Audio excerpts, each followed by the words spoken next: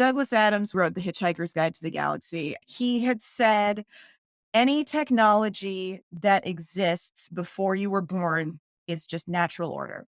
And anything that gets developed up until about age 35 is innovative and new and exciting and wonderful. And anything that gets developed after you're 35 goes against nature and shouldn't exist. Interesting. But anything developed after a certain point in your life is going to be like, oh, what is that? That's not good. Even if you go back, um, people thought that card games were going to be the downfall of society because people would play cards instead of having like real conversations. People thought novels were going to be the downfall of society because why would you Yeah. sit around reading fiction when you could be doing other things? There is a Socrates quote that's like, kids these days no longer respect their elders or something like that. Like people have been Right. literally saying that for thousands of years. Welcome to another episode of Mental Health in the Age of the Metaverse. I'm your host, Christian Ulstrup. My guest today is Dr. Amy Marschall. Amy is a licensed clinical psychologist in South Dakota who works primarily with children and adolescents, is certified in trauma-focused cognitive behavioral therapy and telemental health, and has additional training in neurodivergence, including ADHD and autism. She's also a published author with books for parents and therapists, including the Telemental Health and Kids Toolbox, and It's About to Get Real Unprofessional, a snarky coloring and activity book for therapists. I love that one. Amy, welcome to the podcast. Thank you. It's good to be here. I'm glad you could join me. I did want to note too, you are licensed not just in South Dakota, but other states, North Dakota and Montana. Yep. North Dakota and Montana. Awesome. Montana is one of my favorite states. Oh, Had a, okay. had a great I have not actually. vacation in Yeah. Glacier Park a few years back. Oh, cool. I've not actually been there. I just got the licensure during COVID and just maintained it because they're just. I mean, most states actually don't have enough mental health professionals, but Montana was probably still is one of the most underserved. So. Cool. That's beautiful. Mhm, Um, All right, so wanted to dive in. You've mhm, you've got a particular set of expertise and specialize in working with mhm. neurodiverse clients. Could you tell me a little bit more about that? Sure. So I kind of fell into it and didn't know until very recently that I was actually part of those communities myself. But just found that I really clicked with autistic clients, clients with ADHD. And now I'm like, oh, that's why. But basically being able to take an affirming approach to that there are strengths and we're not just trying to make you be neurotypical. We're trying to Yeah. embrace people as they are and give them the tools for things that they have trouble with and supports where they need to be, and seeing the value kind of in them as they are as people versus kind of the judgment sort of how like high functioning are you, which is basically how beneficial are you to a capitalist system, versus your own kind of unique needs as an individual. Interesting. So is this in contrast to sort of the traditional Yeah, approach? Yeah. well, and we're still learning a lot more. There's actually been some research about that different neurodivergent diagnoses, as far as because it's a brain difference versus like Mhm. anxiety has to do with chemicals or environmental stressors. Neurodivergence is brain difference that you're born with. That exists before you were born. And we're finding that the specific differences, we're learning what those look like, and they actually have a lot of overlap with each other. So Hmm. there's some thought of what is really the distinction between ADHD and autism versus the similarities, because there is a good amount of overlap there. Very interesting. So it Mhm. sounds like these these traits. I love that you said strengths. I want to dig into that. Sure. Um, that they're sort of diagnosed as ADHD and autism. They Yes. might actually be there's something similar neurologically that's going on. Right. Mhm. Right. Very Yep. interesting. And what are some of those strengths? Sure. So it gets, and of course, the DSM and insurance payout and everything has to go with like, what's the difficulty? What's the Mhm. clinical impairment, the distress, whatever. But I kind of say a lot of things, depending on the context, can be either a strength or they can cause a problem. I mean, I have my doctorate of psychology. In order to get that, I had to write a dissertation. One of the traits that you see both with autism and with ADHD is what we call hyperfocus, or autistic special interests. You try writing a dissertation without having a little bit of hyperfocus. It's not it's not going to happen. You try. It's a project that's like 2 years of your life, where your entire existence is this topic. Like, Hmm. try doing that and actually staying interested and enjoying what you're doing. If you're not a little bit hyper focused, then you don't have special interest in that topic. Interesting. So in that case, that was a big boost for helping you get your Yeah. dissertation done. Oh, absolutely. Mhm. And what are some of those other strengths that you see with clients? Sure. And I mean, we kind of see it as, we need all different types of strengths, and I kinda say this to Hmm. clients a lot, that we need people to be good at different things. So the things that I'm not so good at, other people can be good at those things. That being, that sense of there's a drive there. A lot of autistic people have a really strong sense of justice. So if something is wrong, we are not super inclined to say, "Well, that's just how the world is. Let's let it go." We're more inclined to say, no, that's how the world is. So like, it needs to not be like that anymore. Let's Hmm. fix it. Let's make it, not like that. That's really interesting. So it can be a Mhm. powerful force for good. Sure. Mhm. Very cool. One of the things we had talked about before I hit record Mhm. was it sounds like there's this issue of autism databases. Could you tell me a little bit more Yes. about that? Yep. Yeah. So I found out when I was getting licensed in North Dakota, and here's that sense of justice. So I was taking, you have to answer these questions, take this test. And one Hmm. of the questions on there was about which professionals have to register autistic people with the health department. And I remember I was doing my studying, and I came across that, and I said, "Have to do what?" Hmm. And I pulled it up, and I actually stopped I stopped my credentialing process to tweet about it, because I said, "Is this real?" Like, I Hmm. thought it was an ethical trick at first. I thought they were trying to see what I would do if they told me that there was a law that blatantly violated my ethics code.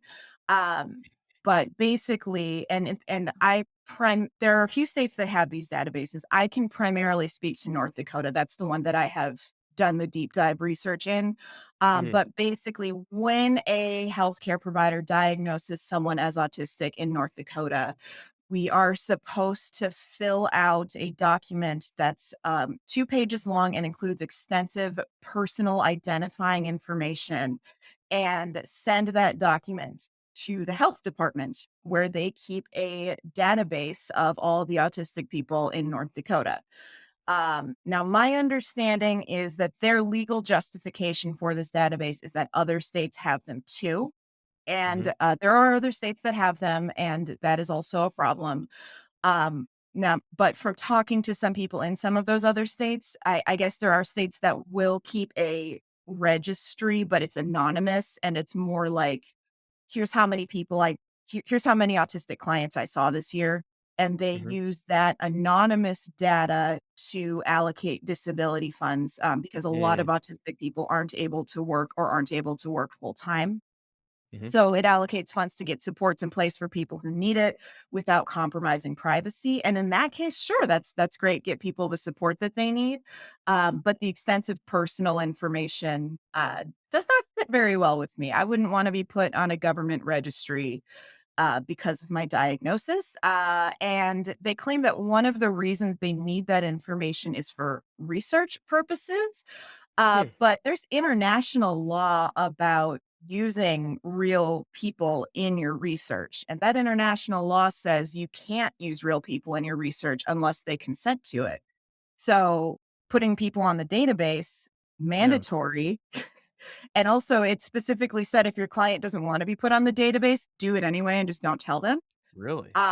Yeah, yep, that's the advice on the North Dakota Health Department's frequently asked questions, was like, "Well, Whoa. do it anyway." And the thing that's particularly a big sticking point for me, this wouldn't be okay anyway, Yeah. but the reason that international human subjects law, the reason that exists Mhm. is in part because of unethical human subjects testing that was conducted on autistic children by the Nazis. I mean, I think these kind of issues, it seems Mhm. like, we talk a lot about Mhm. technology on the Sure. podcast, and that's something we think a Mhm. lot about. But I think this issue of privacy versus Sure. public good, or Mhm. public policy or research, Mhm.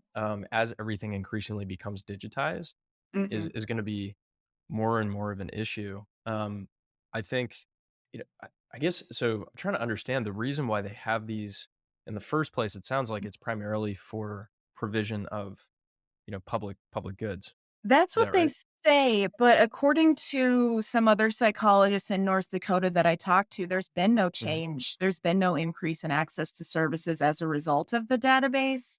There's Hmm. also concerns specifically in the autistic community because diagnoses have been used to deny people if someone's applying to be a foster parent, or it's been Oh, used as like in custody battles that diagnosis can be used to tell someone that they shouldn't have custody of their kid. It's not like an automatic default, but it can be used against them.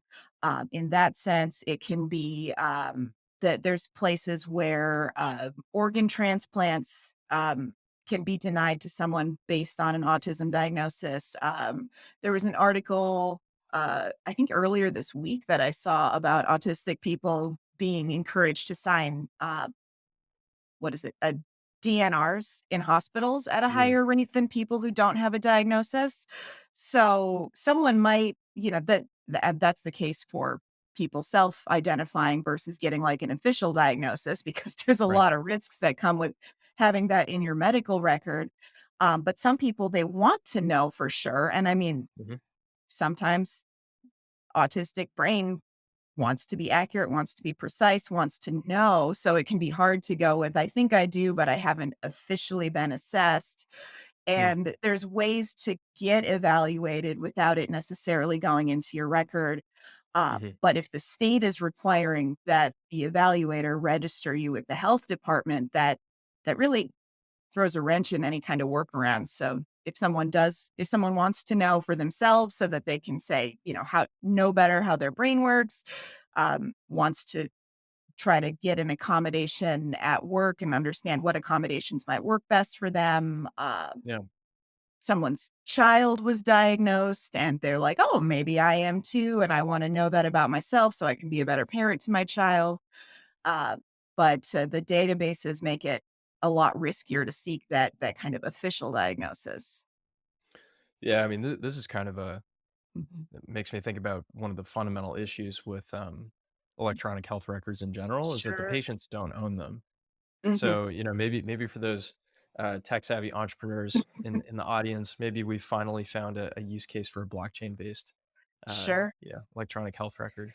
So very exciting. Well, Mhm. sounds like there's a lot of work to be done there, Yeah. both the political and cultural Right. level too. And I Thought it don't was wanna interesting. completely throw out if there's benefits, if people Yeah. can get access to services because the research is being done. I don't wanna completely, throw out the baby with the bathwater or whatever they Mhm. say, but, mandating it and making it include all this personal information is just like, why is the government tracking people based on a diagnosis? Yeah, individuals should know at the very Mhm. least kind of what's going on, Right. right? Mhm. I think that makes sense. Well, Mhm. thank you for Yeah. highlighting that. This happens every Now, time I go on a podcast, by the way. I'm like, "Oops," "Oh, hey, I talked about Nazis again." oh my goodness. All right, tick that box. Um, all right, speaking of sort Mhm. of spicy topics, one of the reasons why we connected in the first place is because you are Mhm. very prolific on Twitter. Very enjoyable to follow, along with Thank your cat Armani, who you. is becoming a bit of a micro celebrity Right? himself. I can go Um, get him, by the way, if we want him to make an appearance. He wandered off, but I can go get him. he is more than welcome to join at any point. We'll put a link to his Sure. Twitter account in the show notes Mhm. as well. Mhm. Um, But you tweeted recently about something that caught my eye, Mhm. particularly because I'm a tech entrepreneur who Sure. works in mental health. or is trying to support mental health professionals, but, doesn't have a clinical background myself. Sure. And I know at the intersection of those two things, there can unfortunately sometimes be sort of unnecessary friction. Sure. I think we can think of a few examples of this. Um, but something that it sounded like based on your tweets, it was sort of top of mind was there's something going on with improper use of therapists' information in directories. Could you tell me a little bit more about this? Sure. So it was brought to my attention over the weekend that I was listed on a website, and there are websites that exist that put profiles out there. There's like health grades kind of websites, and Hmm. I have mixed feelings because on the one hand, people have a right, especially if they've had a negative experience, to share that to warn other people. Hmm.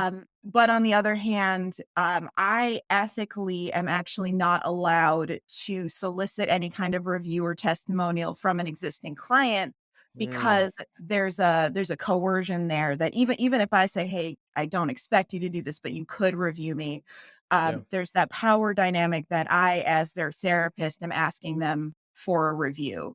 And so with these profiles being put up without our consent, if I'm not told that it's up there, I don't know that it exists. A client could come across it and could think that I am asking them to review me by having that profile, and I don't Mm, even know that it's there.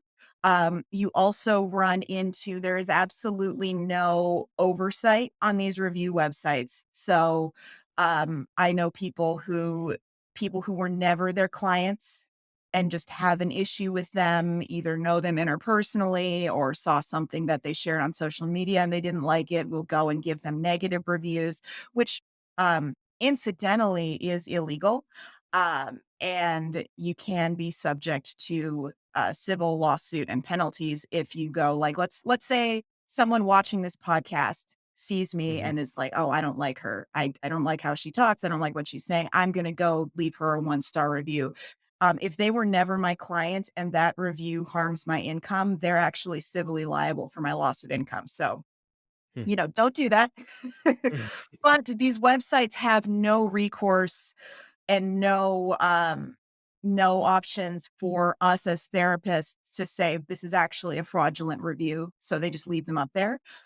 hmm, So the website, they claim to be a review site slash directory, and they claim that they get their information from the NPI database. So National Provider Identifier is it's kind of like a social security number for therapists. I use mhm, it to get reimbursement through insurance companies, things like that.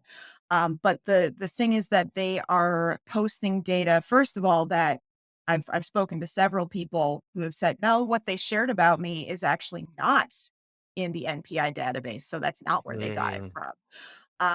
I know some people were saying, "Well, they have a picture of me on there, and I've never supplied a picture to the NPI database, so there's no way that they got that information from there." right, And running into the NPI database knows your credentials because that's their job. And a mhm, lot of people are misrepresented. My profile says that I have a master's degree and that I'm unlicensed. I do have a master's degree, but I also have a doctorate and I am licensed. They also have me listed as affiliated with a clinic that I worked at 10 years ago. mm, And they put in specialties that are hmm, not what I do. And the problem with that is if a client is looking for, like, for example, it said that I specialize in anger management and I don't. So let's say mhm, someone is looking for an anger management therapist. They're going to find mhm, me and they're going to find inaccurate contact information for me. yeah, So they're going to start looking to get in touch with me and not be able to do that based on that information. Say they are able to find me. When you're seeking support for your mental health, it's very hard to make that call, to like reach out and to make that first contact. And it's very disheartening when you make that contact and you're told, actually, I can't help you. So clients need accurate information the first time when they're reaching out. It's also a violation of my ethics code. Oh, here comes our money. I ethically am required to accurately represent my specialties, which is, Mhm. for that exact reason. It helps clients. They need to be able to know who they're talking to, know what my specializations are. Therapists are actually on the hook with our licensing boards. You know, Mhm, this is I mean, this is really wild. It kind of makes me think about what we were talking about earlier with mhm, the acceleration when it comes to the mhm, digitization of information mhm, and the accessibility is you can have mhm, a third party mhm. assemble something that seems legitimate in a Right. very short period of time with inaccurate information. And then, of Mhm. course, there's the reputational downside. The risk is essentially all on you, Yep. is what I'm hearing. And if somebody Mhm, wants to review bomb, I heard a little bit about this, I think, with the mhm. Johnny Depp Amber Heard trials. And Oh, sure. Mhm. yeah, I think it was, one of the or, a Yeah. provider who testified. Mhm. Got Yeah, with a whole review bunch of bombs. one-star reviews, and it's like, you're not his clients. You can't Yeah. Yeah, speak to that's I mean, them. that seems like sort of a Mhm. broken architecture. Yep. And, Mhm. I'm kinda thinking about 2 things. There's a Mhm. technology issue for sure, which is, again, maybe maybe a use Mhm. case for blockchain, I don't know. Right. Some kind of reputation-based system if you can verify Mhm. identity, sounds kinda Mhm. interesting, but Sure. there's also clearly Mhm. a cultural issue, where, technology folks and, mental health professionals, Mhm. there's probably more that can be done, Mhm. to work together. So Sure. for those folks in the audience who Mhm. are maybe thinking about starting a mental health company or, Mhm. using technology, to solve some problem in the Mhm. space, but they don't have a clinical background, Sure. what should they be thinking about that maybe not enough entrepreneurs in the mental health space, are Sure. thinking about? Yeah, well, I think you've gotta have someone with that clinical background on your team. Like, you've gotta have Yeah. someone who knows the ethics and can speak to the ethics and can make sure that every single thing you do is up to these ethical standards. When I reached out and I said, "Hey, this is not accurate," they said, "Oh, claim your profile and you can change it. But if you Mm, claim your profile, you agree to their terms of service." And mm, so if I claim their profile, I am agreeing to an unethical terms of service. But if I don't claim the profile, I am allowing an unethical misrepresentation of my practice to exist. So you can't really win. Like there's no opt out option. I think that an important thing is consent. That mhm. yes, information is publicly on the NPI database. That doesn't mean it's okay to repost it somewhere else. Right, right. And it sounds like if you have a mental health professional who's on the team, they'll be able to, Yep, they would it should be be. They quite should clear. be. Yeah.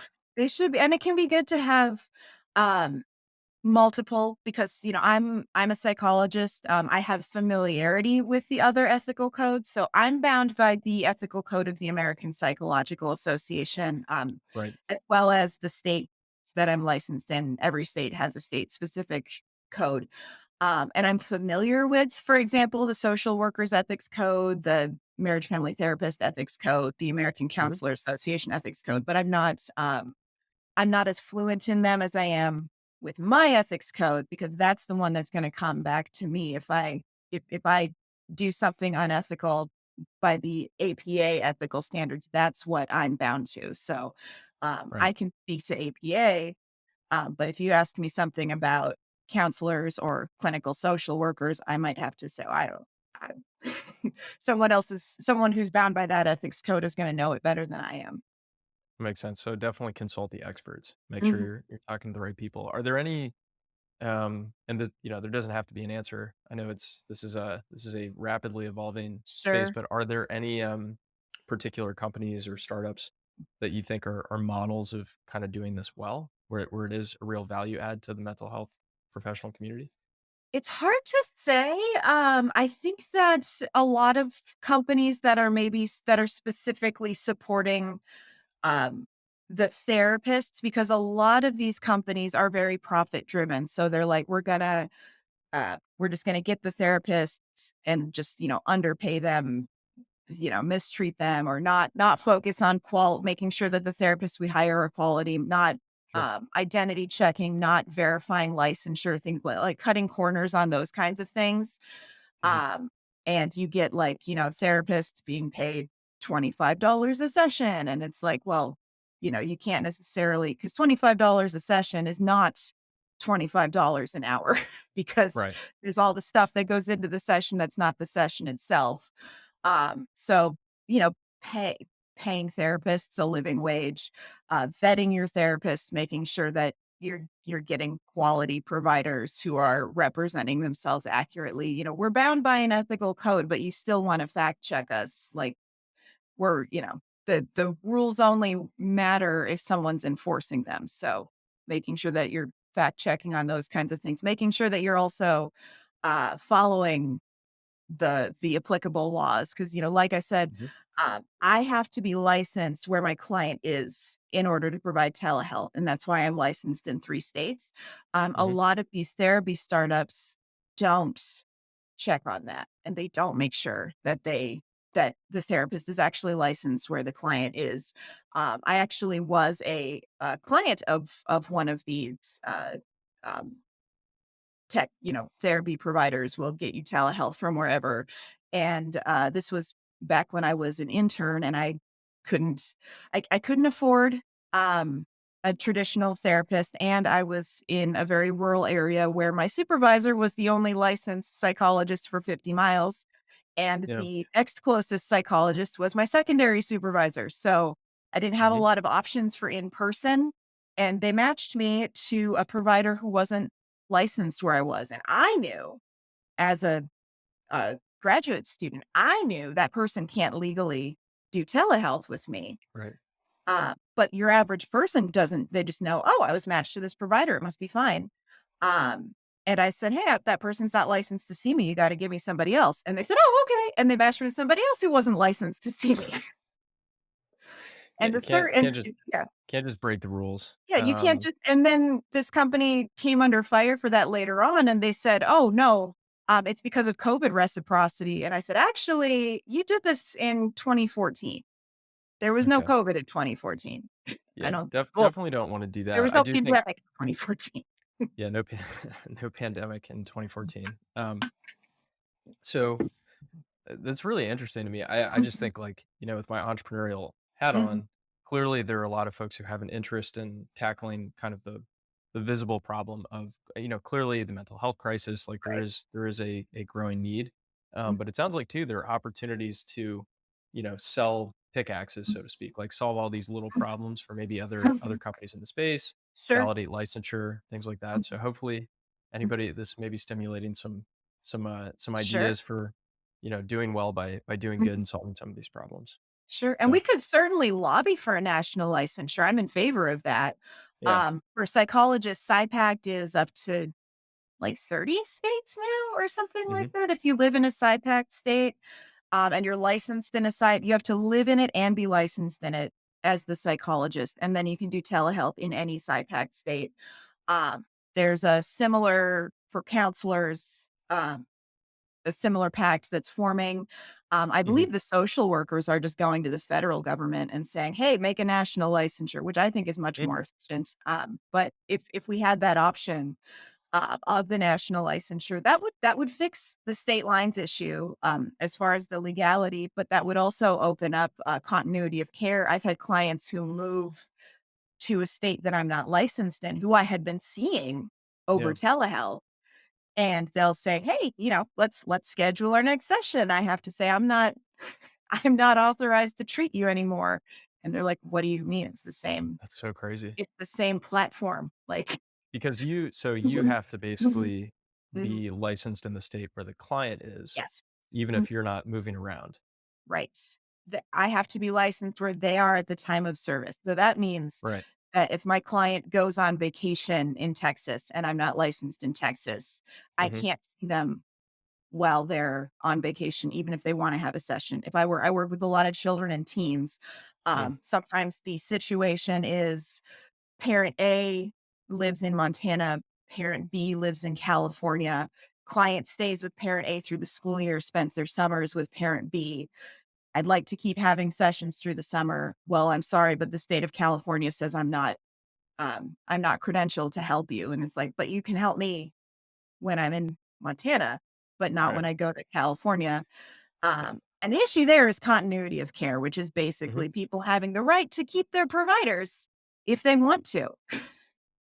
Yeah, and they should have that right. I mean, it's Mhm, definitely, pre-digital world, mhm.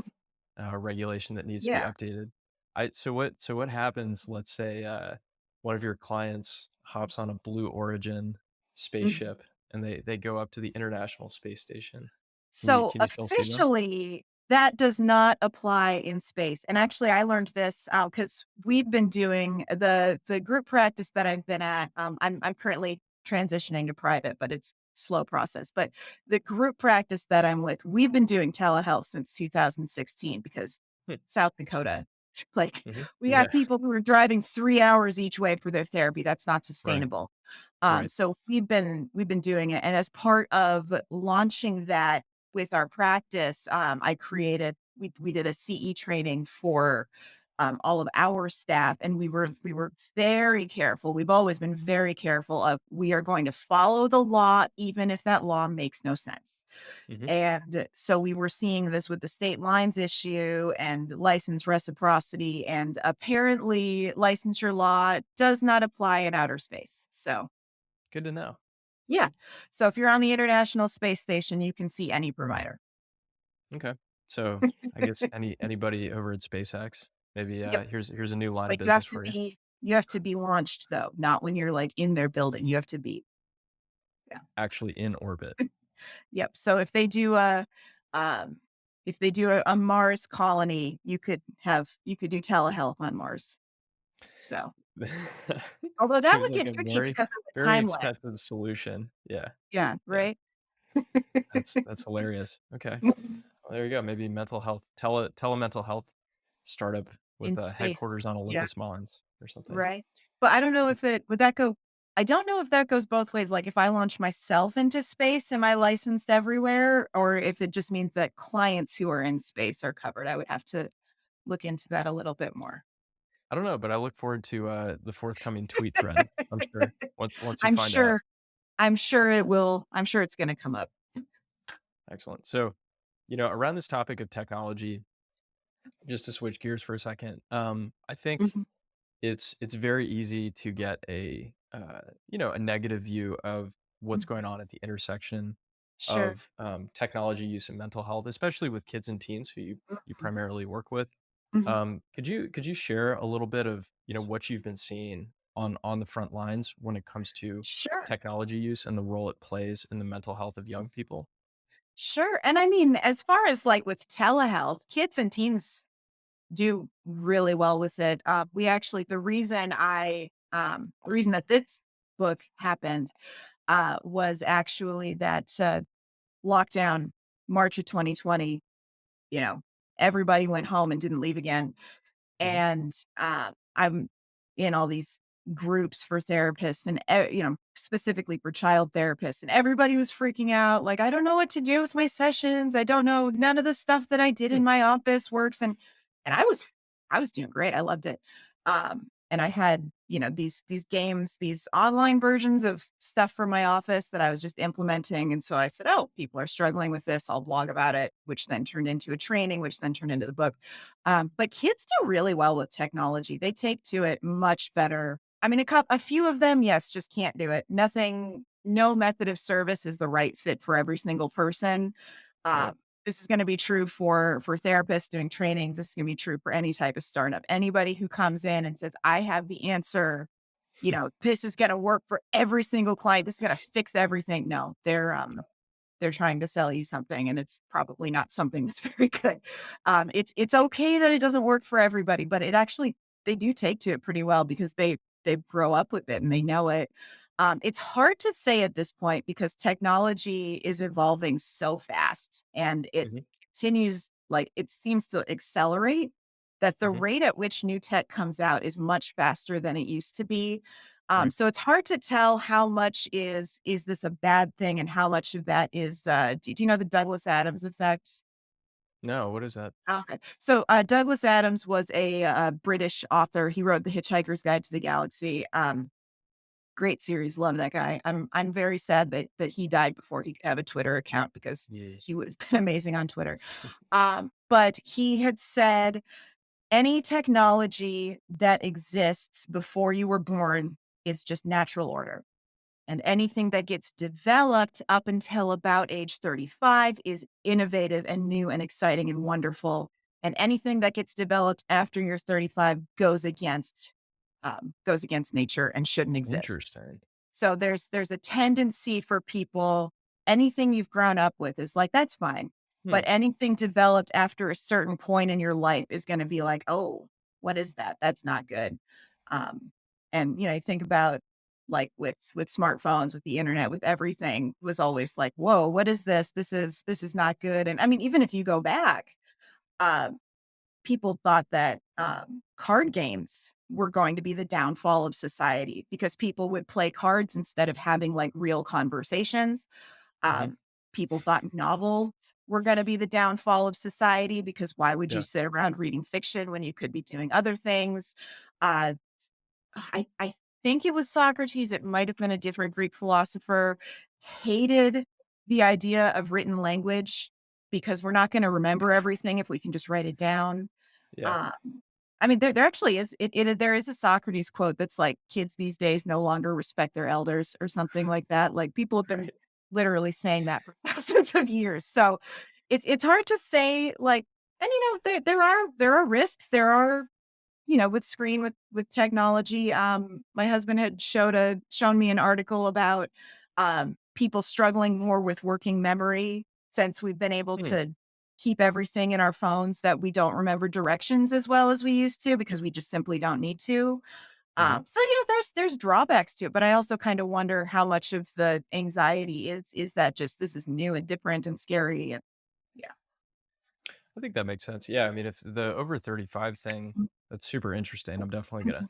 definitely gonna use that Sure. I'm sure in it's not a future. hard cutoff, but, that kind of idea that you reach a Yeah. certain age and it's like, "Oh, kids these Kids days." these days, right? Yeah. And I think too, this is something we've noticed with parents whose kids are having a hard time putting down the screen or the controller or whatever else, it's very easy to see it in kind of more black and white terms Sure. like you said, the change is accelerating. And so Mm, the more alien something new is and it mm, doesn't fit into your pre-existing model, becomes tempting to be a little bit more reactionary to it and mm. just say, you know what, shut it down.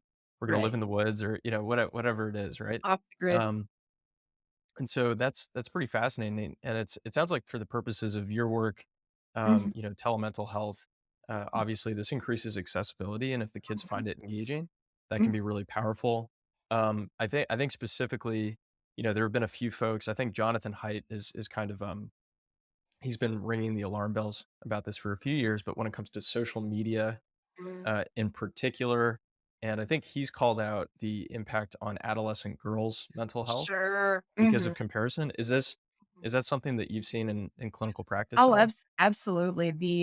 The comparison, the that because you can really curate what you put out there, Mhm, but when you're taking that in, especially as an adolescent, you're kind of seeing it as, "Oh, that's who they are." There's also been an issue, and, I don't mean to be kids these days myself, but I do have some concerns about consent when it comes to how much people are putting out there about their children. mm, I remember this was a few years ago, someone that I'm connected to on Facebook posted a photograph of their child sitting on the toilet, and I thought, imagine, like, mm, thank God Facebook wasn't a thing when I was that yeah, age, because yeah, imagine if they're just out there was a picture of you on the toilet. And yet, yeah, as a child, it's not like this child was like, "Hey," well, not like they put it up there themselves as far as for that judgment, but this sure, exists and it's out there and it's on the internet forever because mom thought it was a cute picture and posted it on the internet. Like, I do worry about how people are gonna be coming into adolescence, adulthood, whatever, and they've mhm, already got an online presence. And it's like, what all did your parents share about you that you just, and I'm not saying never share pictures of your kid, but, the some it's like think about it. Like, imagine if your Yeah. parents posted that of you when you were a kid. Would you be happy about that? Probably not. I think that's a great point, Mhm, and this is one of mhm, these weird social things where we have to figure out new norms, maybe sure. Mhm, legal interventions or something like mhm. that. There was, this kinda reminds me of it was like 60 Minutes or something. They did a special where there were, individuals who had some kind of neurological condition where they literally Mhm. could not forget anything.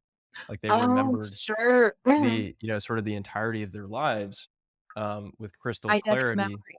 Mhm. Yeah, and that caused some serious problems. I mean, Yeah. they couldn't forgive people, it caused Mhm, issues in relationships, and mhm, if we collectively as a society lose that ability to forget, mhm, I do wonder what that's gonna do to mhm. individual behavior. I don't know if you have any thoughts on that, but yeah. 'Cause people can change and people can grow, and Right. that's good.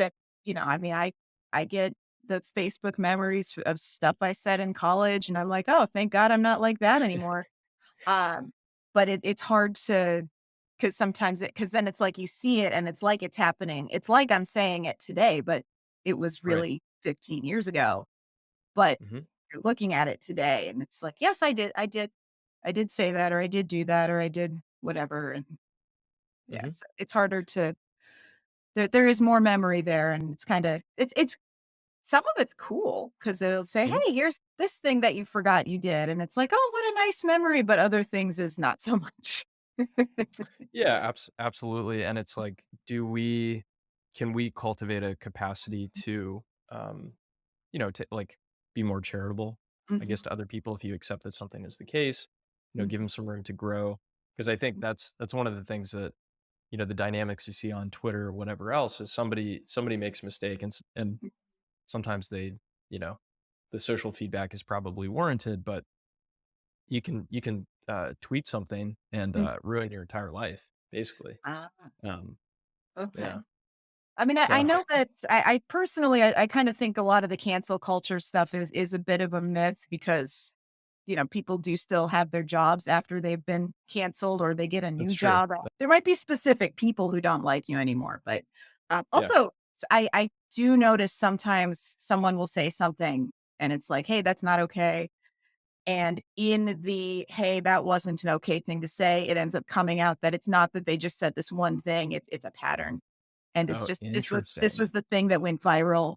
But when you look back to, But "Oh, it's not actually a this one-off. is actually the 10th time that they've been like this, and it's just the first time that they're getting attention for it." So, um, yeah, that it's Huh. hard to say because, like, what is, when I think of, like, life ruining, canceling, whatever, Mhm. I mean, I've had people get mad at me about things I've said, but I've never, I've never had my license revoked for it. I've never Right. lost my housing because of it. I feel like if Did you get to go on to a social media platform to your 500,000 followers and announce that you've been silenced, you're not actually being, that's not what there is silence there is something means. deep. There are sort of more kind of micro versions of this that are concerning, and I think are concerning to Mm, parents. Like, I talked to, one of the previous guests on the mm, podcast was saying, there's some recent research, I forget which university it was, but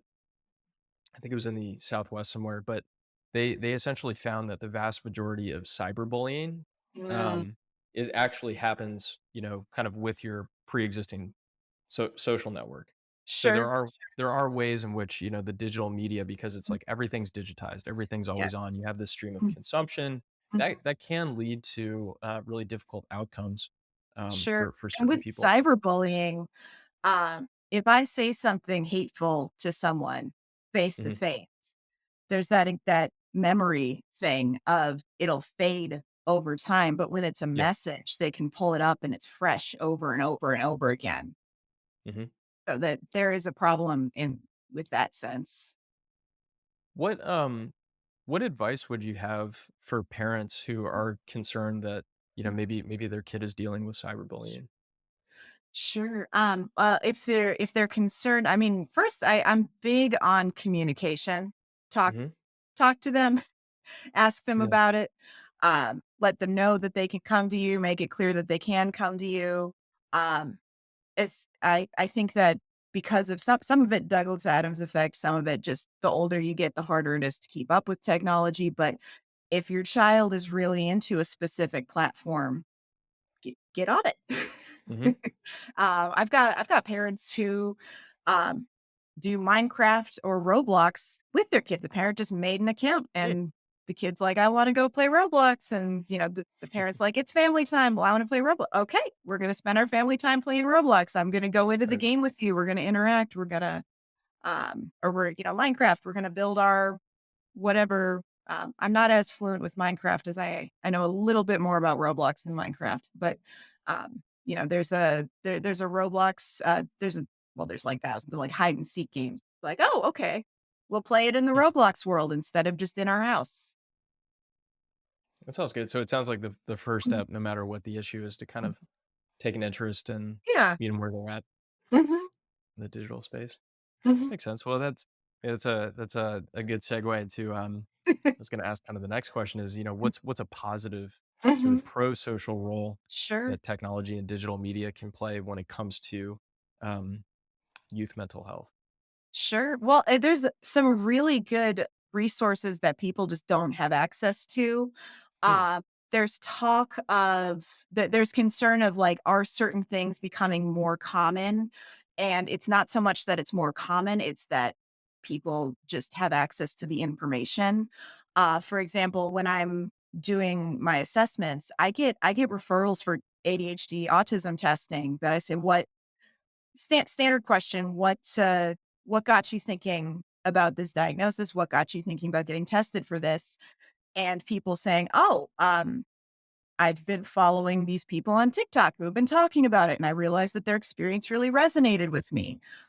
Hmm. And so people who maybe their whole life would have just thought, "Oh, I'm just weird," or "I just don't fit in," or whatever, are instead getting this, "Oh, hey, maybe that's what's different about me," or there are people I can connect, like finding community in that way. Hmm. Mhm. Yeah, I think that can be really Mm, positive. I've heard too. I'd love to get your professional take on this, but on TikTok in mm, particular, there are folks who are self-diagnosing with pretty like more severe, mental health issues like mhm. dissociative identity disorder. Oh, sure. Have you run into that at all? Not with DID specifically. For me, it's more the neurodivergence, although that could be because I am advertised as I'm not advertised as specializing in DID, so it could simply be that they're not coming to me Yeah, specifically. yeah. Uh, and there is some like the one of the things with self-identification is that um, you are the expert on yourself. Yeah. Nobody knows an individual's brain more than that person because they're the one living in there. Mhm, Um, but there is sometimes which diagnosis or which combination of diagnoses truly apply to this person. Sometimes the expertise in the DSM in the clinical side of things can help tease out like what exactly is going on. mhm, Sometimes I'll get a referral, say someone said, I think ADHD, and that we really, really dig into and say, oh, actually, you're not quite fitting with ADHD. It's more fitting with autism. mhm, So kind of getting that expertise for kind of knowing, okay, here's a little bit more uh specific of what your experience is fitting in with, like with the clinical expertise plus them having expertise on themselves.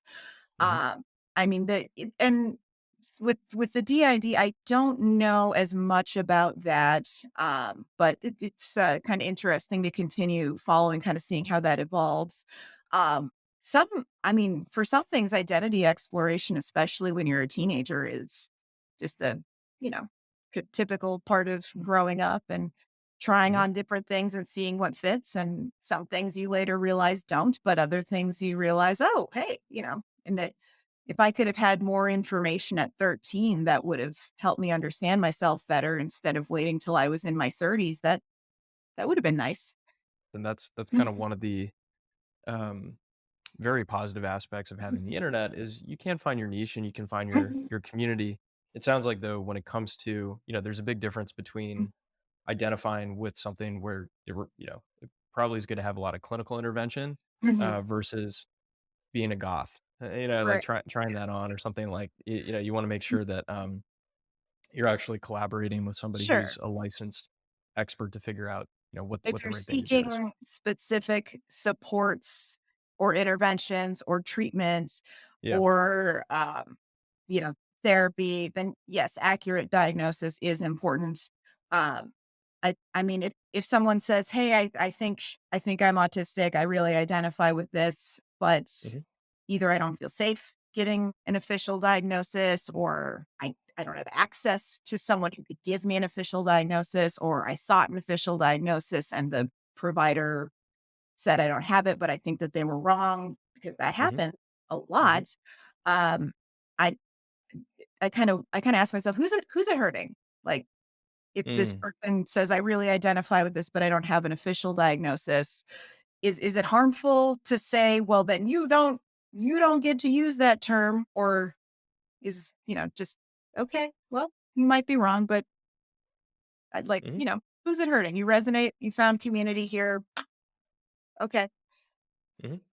No, I think that makes sense. I guess the a concern, Mhm. if I were in parents' shoes, would just that if somebody starts believing that they are a certain way, and maybe it's like, I mean, and this is kind of what you do with like cognitive behavioral therapy. You Sure. don't you aren't depressed or something. It's a state or something.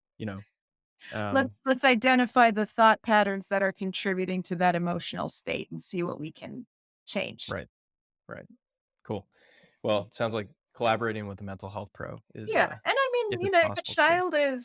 if a child or teen is self-identifying with any diagnosable condition, I would Yeah. say, okay, get them in with a professional, because there's Hmm. not really a threshold for, like, am I doing badly enough to deserve support? If you're asking yourself that question, then you do. Um, so if a teen says, "Hey, I saw this video on TikTok and now I think I have DID," um, okay, that's a that these are the people who give support to people with DID. Let's go talk to one of them.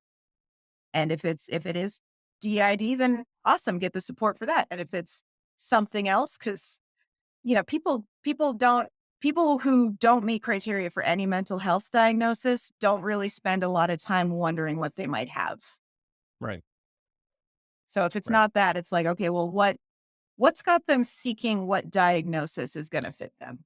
Yeah. There's something going on that requires some attention. Mhm. That makes sense. And so, first stepping stone. Mhm. Great. Yep. Yeah. Cool.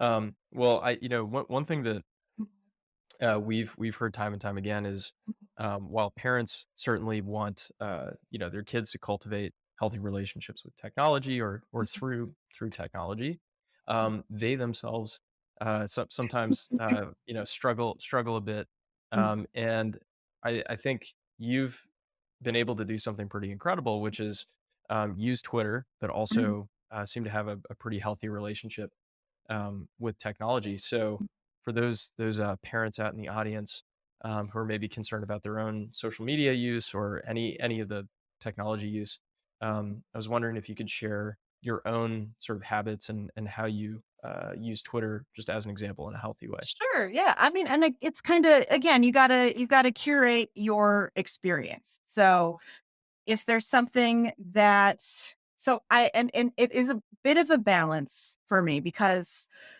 I created my Twitter account to get people to read my blog because people needed telehealth resources. Mm, Like, I'm going to hmm. blog about this, but the blog's not helpful if no one's reading it. So I got on Right. Twitter to get people to read the blog. And I market my books on Twitter. And I market, my digital downloads for therapists on Twitter. So there is a professional aspect of it for me. So it's Hmm. not strictly like, there's stress that comes with social media. So it's not so much like, this is too stressful, I'm just going to deactivate. Like, I use it for work. Hmm. Hmm. It's part of my professional, my business that I run is navigating social media. Um, but you know, it also is a source of support. I've got some great friends that I met that way. That Hmm. there's people that I consult with on cases, that because we have an obligation anytime a therapist is like, I'm not sure if I'm able to provide the absolute best possible care just on my own. We have an obligation to go to someone else and say, "Hey, can you help me talk through this? Make sure that I'm doing my job well because this is not a job to not do well." Mhm. So I have some people that I trust very much who are like professional consults that I met that way. And then just like friendships that I've made that way, which is really cool. I believe very strongly in if you are interacting with me and I don't think you're there in good faith, I'm not going to engage. Mm. I'm going to block you. Mhm. I try not to block people who are following me because I think if you're following me, you're getting something out of what I'm posting. Mm. However, I've changed that rule recently because there was someone who was basically following me just to yell at me because they couldn't afford a therapist. And I'm like, that's not my, Yikes. I'm sorry you can't afford, like, I do think therapy should be affordable. I think everybody should have access to treatment, Mhm. but I'm not even licensed in the country that you say you're in, so I don't know how you expect me to help you. Um, Mhm. or we get, there are trolls. So I do believe if someone if reading your content raises my blood pressure, just gonna block and move on. Mhm. If I'm having a stressful time or if I've shared something controversial, I was either last week or 2 weeks ago. The vaccines cause autism people were yelling again, and I said, I am an autistic person, Mm. and if you would rather put your child at risk of dying of a preventable illness than run the risk that they could grow up to be like me, Mhm. that really sucks. That's Yeah. a really, really upsetting thing for me to hear. Like, it's better to die than to grow up to be like me. Like, really? Mhm. So I said that, and then some anti-vax people started ripping on me because that's what they do. So Mm. I locked down my account for a few days, and I just said I'm going to be private because the people who follow you are typically most of the time they're there because they agree with what you're saying or Right. they like what you're saying. They support you as a human. So I just will lock down and be like, you know, only the people who have verified that they're here in good faith get to see my content for a little bit. And it's good to not be on it constantly. So, I'll leave my phone when I go out for a little bit or I'll share pictures but not really interact with anybody for a day or so, stuff like that. Sounds like from the beginning you had a Mhm. particular goal in mind Yep. that sort of, this was a means to an end, and Mhm. having, I would imagine, having some of that separation in terms of, Mhm. professional and personal is a little bit of kind of safe distance there. I Is tried quite to do interesting. personal accounts separate from professional, but I am just not Yeah. organized enough to run multiple accounts. So It's a lot. the Armani's account is automated. So I just learned how to write a He's bot. not tweeting himself? No, he's not. He doesn't have thumbs. Oh, Um, okay. so I learned how to code a bot and I just gave him stuff to say and I just let him go. So Awesome. Well, it sounds like, though, Mhm. having that objective in mind is Right. kind of a good foundation. Like, why are you Sure. doing this? Right? Like, What are you here for? And what are you getting out of it? what are you here for? What are you getting out of it? And Mhm. then also, it's like, as a byproduct, if you meet other good people and you do start to Mhm. cultivate these relationships, that can be a Community is huge. fantastic kind of, Mhm. yeah, fantastic benefit. And then additionally, and I have a hunch that this is kind of where things go awry. Mhm. Personally, this has been the case, is, um, if you don't do the work of cultivating, Mhm. sort of the good vibes, like Yep. setting up those like good vibes filters, whether it's blocking or muting or who you're following and those kind of things. That's an important point. Mhm. You can take care to do that. And then of course, like you said, if things do kind of veer off, there are other tools available, like just blocking your account or simply putting away the phone for a period of time, Go off where for you a can little while. go for a walk, go outside. Mhm. Yeah. Always good. Where you can take some more, you know, corrective action. Right. Because there's something, I'm not gonna just every single person who disagrees with me like isn't allowed to talk to like not like that, but Mhm. some things are not up for debate. If someone is defending conversion therapy, I'm not going to say, "Oh, let's have a conversation about this. Like, Right. let's both make our no. If you're Right. defending conversion therapy, you do not have valid points, and I am not going to what's the word I'm looking for? I'm not going to imply that you have good points by engaging. I'm not going to validate your position by saying this is a discussion we can have with each other." I see. Yeah, so it's, I mean, it's kinda like in real life. You got you Mhm. gotta have healthy Yeah. boundaries, right? Mhm. So, or Yeah. I might say something of like, because the thing with Twitter is it's not just the person you're talking to; it's Yeah. the infinite, unlimited number of people who might see the discussion later. So, you might say, I know you are not engaging, but I think that anybody else reading this should know that what you're saying is not okay. And now I'm okay. I'm out. Yeah, and it's interesting to think about, just to bring it back to our earlier conversation around, like, the public and visible nature of information, discourse, our own lives going Yep. forward. Maybe that becomes kind of the default mode of interaction is you have to, for better or for worse, assume that it will be available in some kind of public forum. Sure. Yeah. And I mean, I would like to get to a place. I don't think every therapist needs to be active on social media. Some people aren't comfortable with that. Mhm. Uh, some clients aren't. Like some clients don't want to know. Like, I don't want to know anything about you personally. Sure. And that's fine. And the therapists who aren't comfortable having personal information out there can see the clients who aren't comfortable seeing a therapist who has personal information out there. Mhm.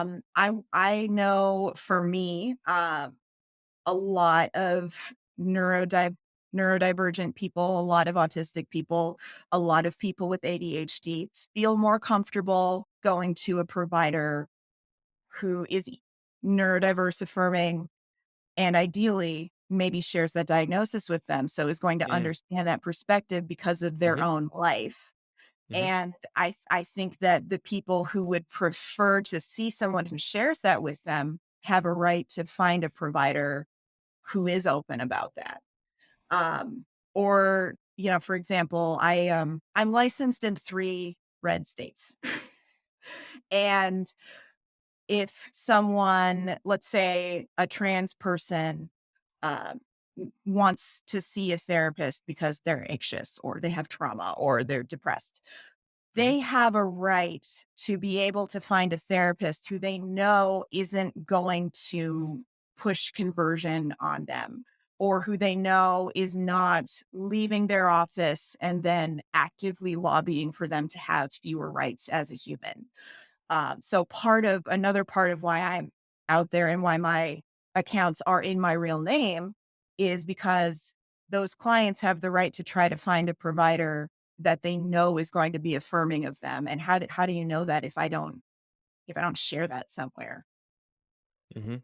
Mhm. I think it makes sense, and more choice for patients, Hmm. and hopefully hopefully at some point sovereignty over the data and Hmm. everything as well.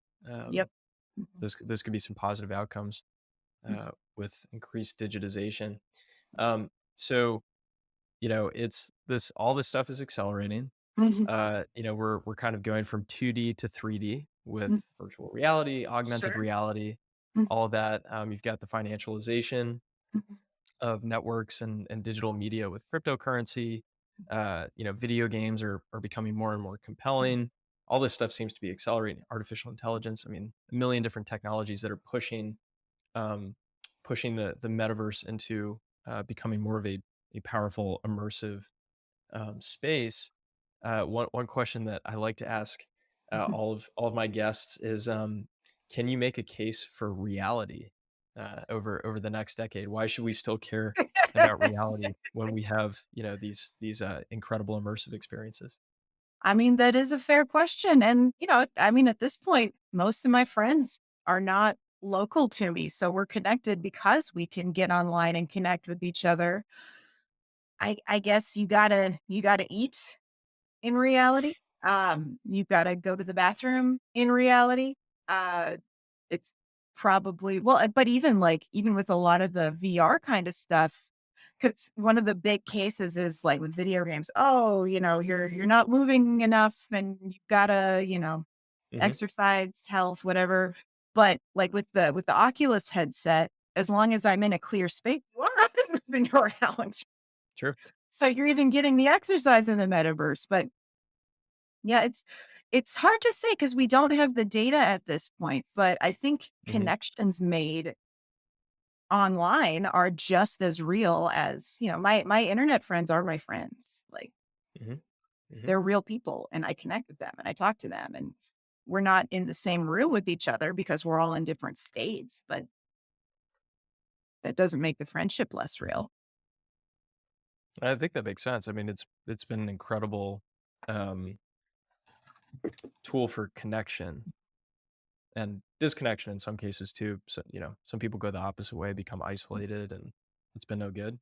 I guess, if you could, hypothetically get all of these internet friends together into a single place, would Mhm. you prefer that or, virtual reality? Um, I don't know. It would be the feasibility would be challenging because Yes, everybody's all over. certainly. Uh, VR would be a lot simpler. I wouldn't mind meeting everybody. But I mean, I never liked big group party kind of situations to begin with. Like even back when Mhm. that was default, I was always like, oh, do we have to go? How long do we have to stay? Right, right. Yeah, and with the digital interfaces, I mean, we see this with the therapists who use the VR platform is it does, neutralize that initial self-consciousness and Sure. anxiety and everything else, and that could be a Mhm. powerful tool. Sure. So, interesting. Well, this is going, Yeah. this is gonna play out. Clearly, we're going in a particular direction. So Mm. so we'll see. I have a hunch that, there's a case to be made for reality, I'm even in sure. the age of And the well, metaverse. Yeah. I mean, if nothing else, until you can go to the bathroom in the metaverse, you're gonna have to come back to reality at least a couple times a day. Like, Yeah. Yeah, it's, it sort of reminds me of the Matrix, mm, human batteries. I don't know if we wanna quite sure. get to that point, but, I read this is not related to that, but I read an article about how incredibly inefficient that would be in reality to use humans as somebody batteries. did the math. Yeah, yeah, that the input to keep all those humans alive would vastly exceed any power generated off of us. So don't worry, Skynet's much more likely to just kill us than do that. Okay. Well, Nick Buckwood. Alright. Well, we'll try to keep an eye on the AIs and, I'm see not what's going on. super worried at this point.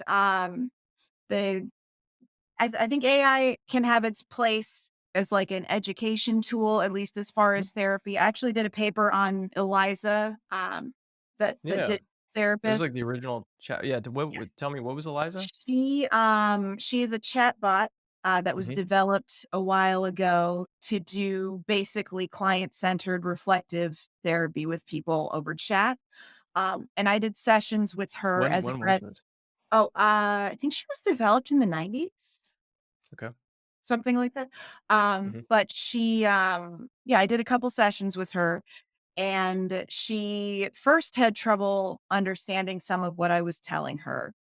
And I did a session to see how Eliza would handle risk.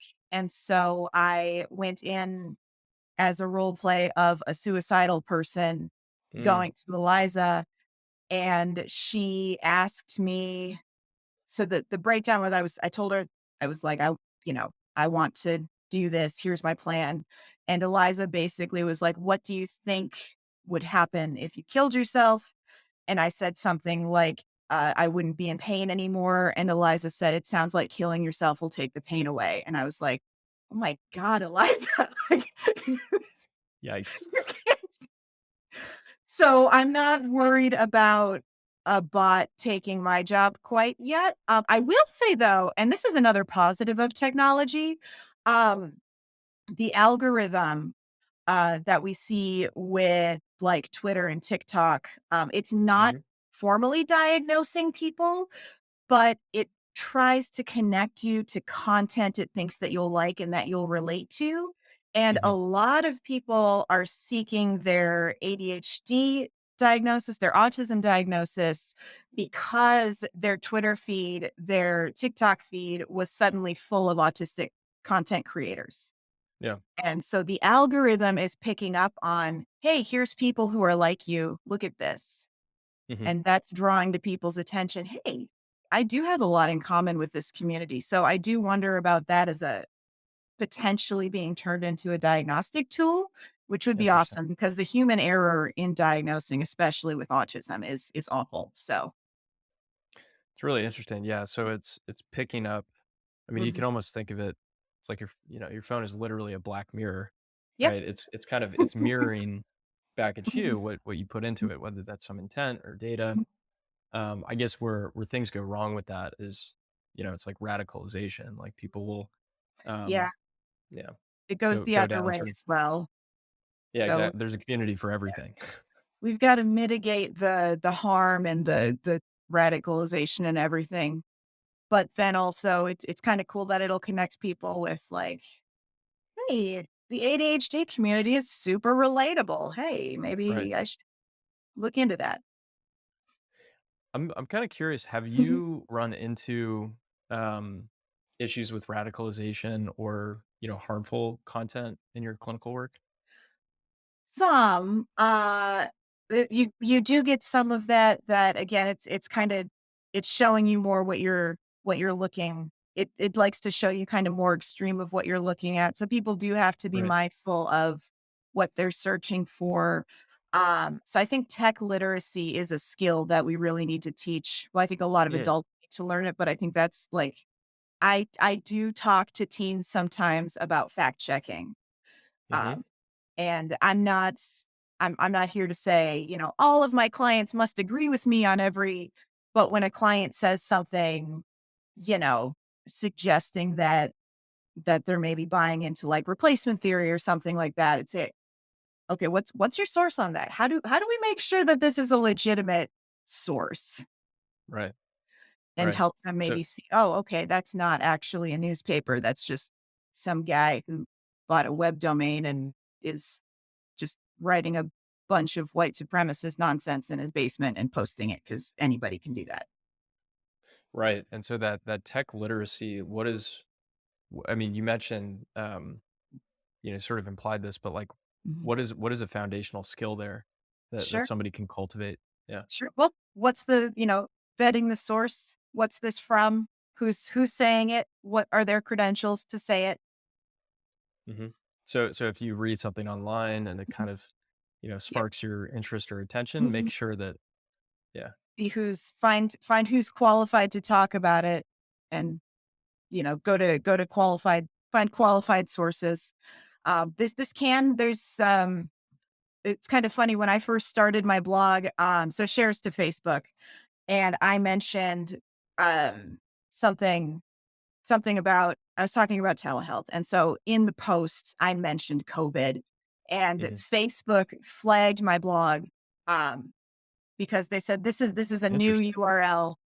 This is not a medical source, and this blog mentions COVID. So please be aware when you're reading this and when you're sharing it that this is not a credible source on COVID information." And I'm like, I wasn't trying to be a source of COVID information. But, Yeah. that's kinda cool that they flagged it, and they were like, "Hey, this is not a medical website. If this person is talking about COVID and telling you here's information about COVID, maybe fact check it." Like,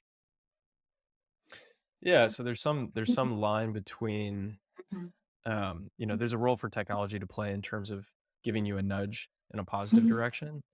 But I think that this would be kind of an interesting mhm, ongoing discussion is like, what's the right balance between somebody having complete choice over what they're served versus what is, true or, we've collectively decided the norms are in a mhm, social situation. It's going to be kind of right. a ongoing tension. Interesting. All right, cool. Well, I think we have a lot of topics to talk about talk about in the future.